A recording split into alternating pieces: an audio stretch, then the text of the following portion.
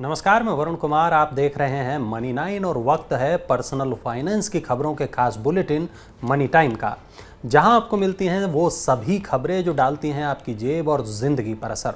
चलिए शुरू करते हैं आज का खबरों का सफर। और आज की पहली खबर चिंताजनक है, क्योंकि देश के विदेशी मुद्रा भंडार में बड़ी गिरावट आ गई है। भारत का विदेशी मुद्रा भंडार लगातार 7वें हफ्ते गिरा है। 16 सितंबर को खत्म हुए हफ्ते के दौरान विदेशी मुद्रा भंडार में 5.22 अरब डॉलर की बड़ी गिरावट आई है। यह घटकर अब 545.65 अरब डॉलर रह गया है। यह पिछले 2 सालों का सबसे निचला स्तर है। कमजोर होते रुपए को संभालने के लिए आरबीआई ने करेंसी बाजार में डॉलर की बिकवाली की है। इस वजह से विदेशी मुद्रा भंडार में यह कमी आई है। अब रुपए के डॉलर के मुकाबले 81 के लेवल पर पहुंचने से केंद्रीय बैंक एक बार फिर बड़ी मात्रा में डॉलर की बिकवाली कर सकता है। इससे विदेशी मुद्रा भंडार में और गिरावट आने की आशंका है। आज की दूसरी खबर भी चिंताजनक है, क्योंकि भारतीय रुपया बहुत ज्यादा टूट गया है। अमेरिकी डॉलर के लगातार मजबूत होने से शुक्रवार को भारतीय रुपया 19 पैसे गिरकर 80.98 रुपए प्रति डॉलर के रिकॉर्ड निचले स्तर पर बंद हुआ। दिन के कारोबार में यह पहली बार 81 रुपए का स्तर भी पार कर गया था। यह लगातार तीसरा दिन है जब अमेरिकी डॉलर के मुकाबले रुपए में गिरावट आई है। इन 3 दिनों में रुपए की कीमत 124 पैसे प्रति डॉलर तक गिर चुकी है। इस बार देश में चावल का उत्पादन कम होगा, इसलिए महंगा खरीदने के लिए तैयार रहें। घरेलू बाजार में चावल की कीमतों में वृद्धि का रुख दिख रहा है। खरीफ सत्र के दौरान कम उत्पादन के पूर्वानुमान और गैर बासमती चावल के निर्यात में 11% की बढ़ोतरी को देखते हुए कीमतों में बढ़ोतरी का रुख आगे भी जारी रह सकता है। ये बात भारत सरकार के खाद्य मंत्रालय ने कही है। हालांकि मंत्रालय ने यह भी कहा है कि चावल निर्यात नियमों में हालिया बदलावों ने निर्यात के लिए उपलब्धता को कम किए बिना घरेलू कीमतों को काबू में रखने में मदद की है। इस महीने की शुरुआत में सरकार ने टूटे चावल के निर्यात पर प्रतिबंध लगा दिया था और गैर बासमती चावल पर 20% निर्यात शुल्क लगाया था। अगली खबर जो है उसे सुनकर भी शायद आपको अच्छा न लगे, क्योंकि शेयर बाजार से लेकर सोने चांदी तक में आज गिरावट रही। खबर कुछ इस तरह है कि अंतर्राष्ट्रीय बाजारों में नरम रुख के बीच शुक्रवार को घरेलू बाजार में शेयर बाजार के साथ ही सोने और चांदी में भी गिरावट आई है। दिल्ली सराफा बाजार में सोना 139 रुपए की गिरावट के साथ 50,326 रुपए प्रति 10 ग्राम रह गया। चांदी भी 363 रुपए की गिरावट के साथ 58,366 रुपए प्रति किलोग्राम पर पहुंच गई। शेयर बाजारों में भी लगातार तीसरे दिन भारी गिरावट दर्ज की गई है। बीएसई सेंसेक्स 1020 अंक की गिरावट के साथ 58,098 अंक पर बंद हुआ। नेशनल स्टॉक एक्सचेंज का निफ्टी भी 302 अंक की गिरावट के साथ 17,327 अंक पर बंद हुआ। अगर विदेशी कंपनियों के शेयरों में आप निवेश करना चाहते हैं तो जल्द ही ऐसा मौका भी आपको मिलेगा। मिराय एसेट म्यूचुअल फंड ने 23 सितंबर से अपने ओवरसीज फंड के लिए सब्सक्रिप्शन फिर से शुरू कर दिया है।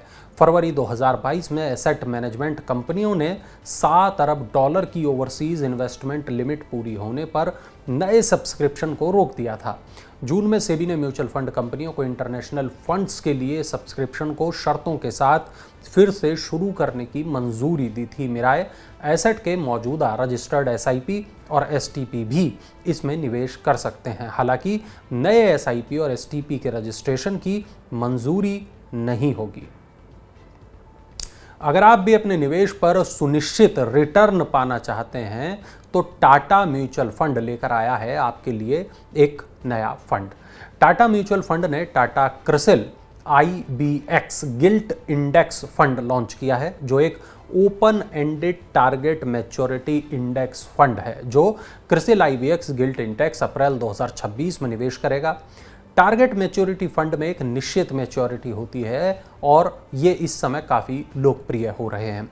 ये फंड मैच्योरिटी पर एक निश्चित रिटर्न की पेशकश करते हैं। इनकी हाई क्रेडिट क्वालिटी इन्हें सुरक्षित निवेश बनाते हैं। ये नया फंड निवेशकों को ऊंची गवर्नमेंट सिक्योरिटी यील्ड का फायदा उठाने में मदद करेगा। और ये नया फंड सब्सक्रिप्शन के लिए 23 सितंबर को खुल चुका है और 28 सितंबर को बंद होगा।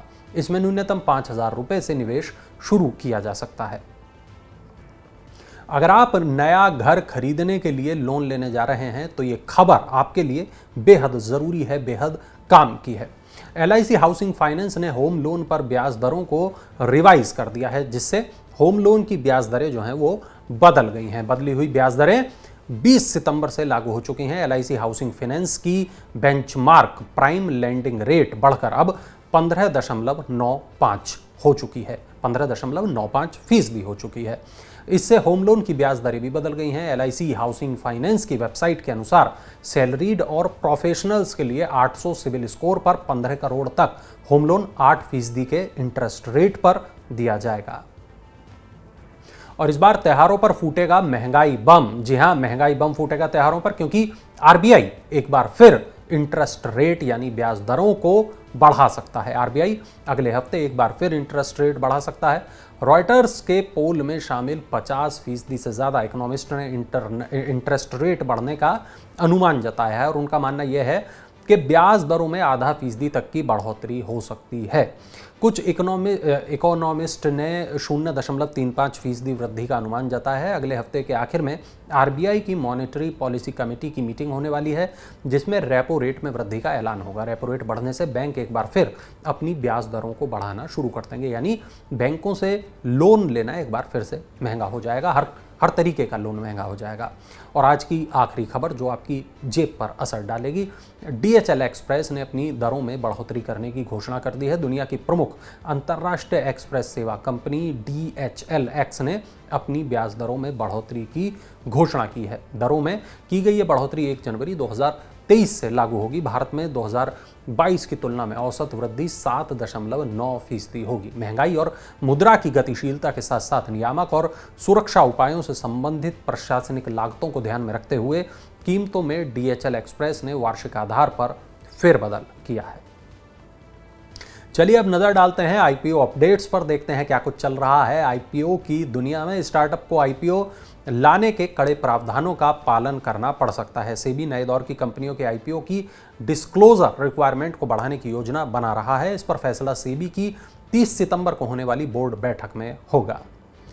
तो ये थी आज की तमाम बड़ी खबरें, जरूरी खबरें, महत्वपूर्ण खबरें, वो खबरें जो डालती हैं न केवल आपकी जिंदगी पर असर बल्कि आपकी जेब पर असर। और ऐसी तमाम खबरों के लिए आप डाउनलोड कर लें Money9 के ऐप को, ताकि ऐसी जितनी भी खबरें हैं वो आप तक लगातार पहुंचती रहें, आपके पास उनके नोटिफिकेशंस आते रहें।